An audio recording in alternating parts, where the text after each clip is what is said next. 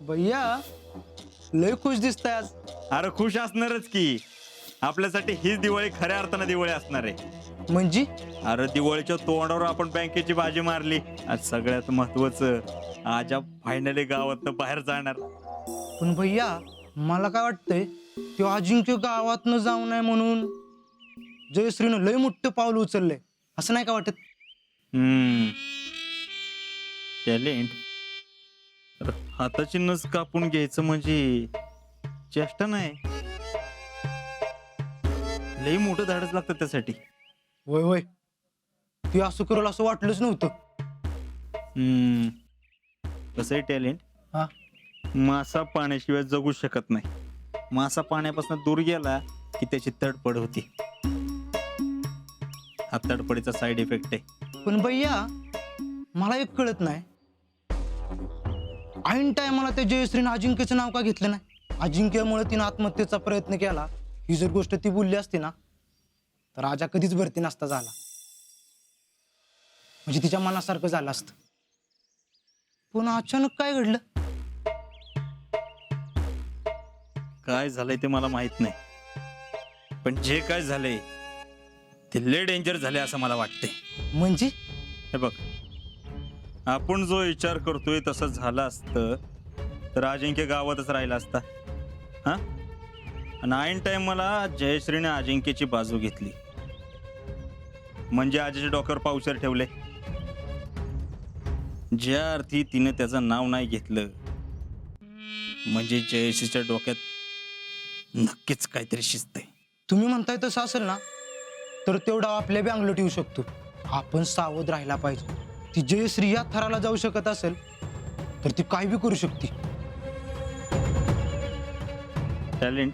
आणि तसं बी तिला काय आता आपला उपयोग नाही. ही आपल्यावर डाव उलटूच शकते. उगाच आपल्याबद्दल उलट सुलट बोलून आपल्याला बी गोत्यात आणायची. हा भैया, तरी आपण एक बरं केलं, काय तिचं ऐकून अजिंक्यबद्दल वाईट बोललो नाही. म्हणजे आपल्या खांद्यावर बंदूक ठेवून ती निशाणा साधत होती, म्हणजे काम तिचं झालं असतं, फायदा तिचा झाला असता. आणि हे जर का शीतलला कळलं असतं तर आपला डाव मोडून पडला असता. पण आता काही टेन्शन नाही, आता सगळं आपल्या मनासारखं होणार. There you are. आता सूट ऑर्डर करायचं का? आता सुट ऑर्डर करावाच लागणार.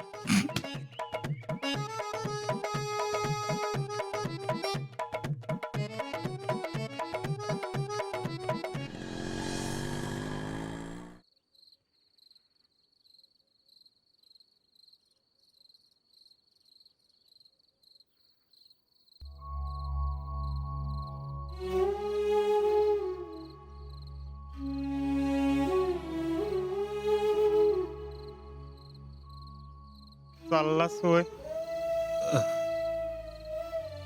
वय इतक्या बी गेला. मी उस्तवर दम निघत नव्हता वय. अरे तसं नाही, पण काय? तू असताना निघणं अवघड गेलं असतं, म्हणून काय मला बिन सांगता जाणार होतास वय? सॉरी राहुल्या. नको मला तुझं स्वारी बिरी. हे असं जाण्यापेक्षा मला एक मुस्काडत नाही का मारायचीस? राहुल्या, तू आणि इक्याच माझ्या जीवाभावाचा दोस्त आहे. इक्या बी इथं नाही, पण तुला एकट्याला सोडून जायचं म्हणजे तू काय मला कायमच सोडून चाललायस वय? आणि जाणार आहेस तर मला असं न सांगता जाणार वय? सॉरी. असू दे, लय चिंटी नको मारू.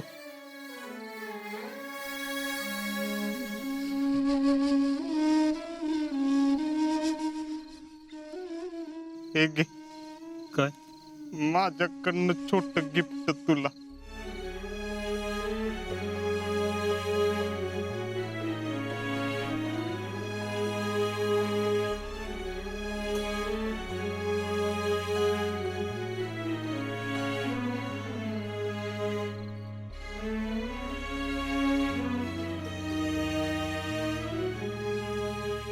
आज्या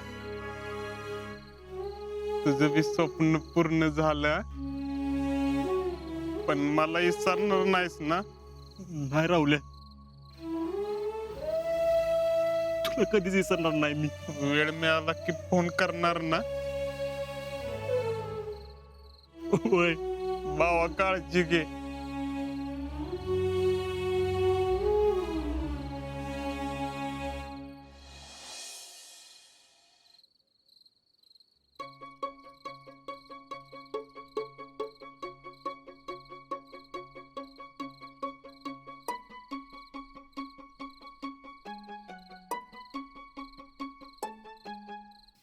शितले, हं? अगं काय झालं? हं? अशी एकटी का उभी राहिलीस आता? काय नाही. कोण काय बोललं का? नाही. मग काय झालं? कुठं काय झालंय? परीक्षेचं टेन्शन आलंय का? जरा. अगं परीक्षेचं काय टेन्शन घ्यायचंय? हं? तू अभ्यास केलायस ना, होय. मग होशील की पास. हम्म. शितले, नक्की परीक्षेच टेन्शन आलंय ना तुला? अगं होय. टेन्शन घेऊ नकोस, होशील पास तू. बरं ऐक की, अगं ते कपाटाच्या बॉक्स मध्ये ना ह्याने काहीतरी सामान ठेवले, त्यांना नेऊन द्यायचंय. मला जरा काढायला मदत करशील का? चल.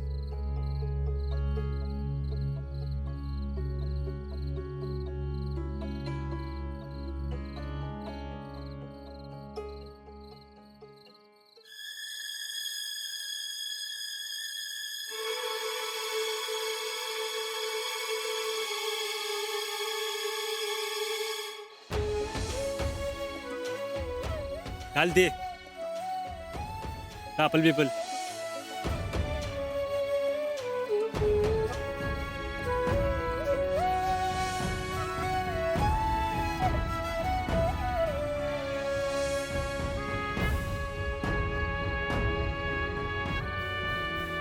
शितले, ह्यो शर्ट कुणाचा ग?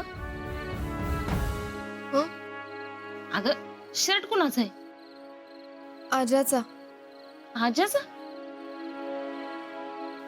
अगो बाई, ह्यात होता वय. पण ह्यात कुणी ठेवला? काय माहित कुणी ठेवला. पण ह्या शर्टामुळे केवढं रामायण झालं.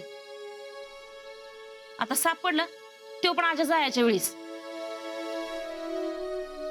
आणि इकडं आपण धुवून टाकूया. तो कधी जाणार आहे? उद्या. मग आपण धुवून इस्त्री करून देऊया त्याला. हा, अगं नको, मी धुवून देते. अगं नको, मी धुते की. अगं खरंच नको, तू आवर, धुते मी. बर.